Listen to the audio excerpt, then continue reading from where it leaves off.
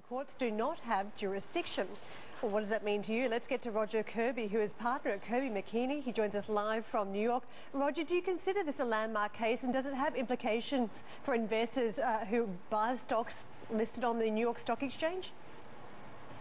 Well, it is a very important case, and it is a landmark case in many ways. And what it means, really, is that if you are a foreign investor, let me back up for a second. What you said, this is not a decision that the courts don't have jurisdiction. It's a decision that the statute does not permit persons who buy securities on exchanges that are not American exchanges to come into the United States courts. So what it means is that if you are an investor in any country, whether it's the United States or any other country, and you have a choice to buy securities on a foreign exchange or on a U.S. domestic exchange, you need to buy them on the U.S. domestic exchange to get the full protection of the securities laws.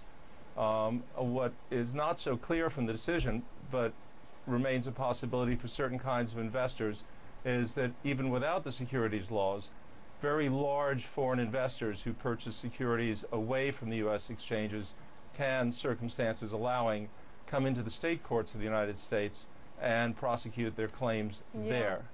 Roger, that's all very well going forward, but the case we've just been talking about dates back a long time, and now I almost have to stretch my memory to think of the homeside lending debacle for National Australia Bank now. So what does that mean? Are there a lot of investors potentially exposed who haven't bought stocks through the domestic US market? I'm sorry, you have to say that again. The connection's not that great. Does this mean that those investors who over the course of several years who've bought assets in the US but haven't actually bought them through the US exchange now are potentially exposed, or is there a way around it from those investors still? Yeah, if you bought securities in an issuer that on an exchange other than an American exchange, you cannot come into the federal courts of the United States and take advantage of the federal securities laws.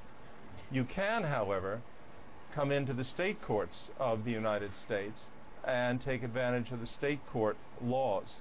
And without going through too much detail on that, eventually you can take those state law claims and prosecute them in a federal court. Now, the problem with that is that it's a much more cumbersome device, and it's one that's available only really to really large investors, people who've lost a considerable amount of money who can justify an individual cause of action.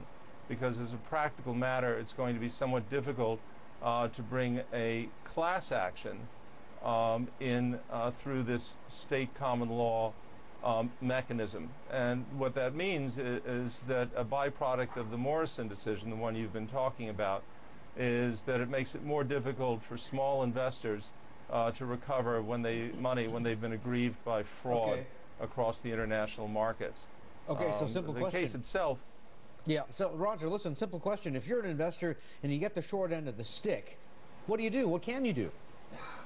It depends on where you acquired the stick. I mean, if you acquired the stick in on an American stock exchange, you can go about your business as you always have. You can use a federal securities law to go into a federal court. If you acquired your stick on a foreign exchange, other conditions permitting, you can still come into a federal court of the United States, but now you're using a slightly more cumbersome but still available state law cause of action. That, as a practical matter, will be much more beneficial to a large foreign investor than to a small foreign investor. Okay, so the short of it is, the U.S. courts are not closed off to foreign investors, but the way you get into the courthouse is different. Yeah. Okay, interesting stuff. Listen, Roger, thank you for the time and for talking to us. Roger Kirby there, live from over in New York at the NASDAQ market site.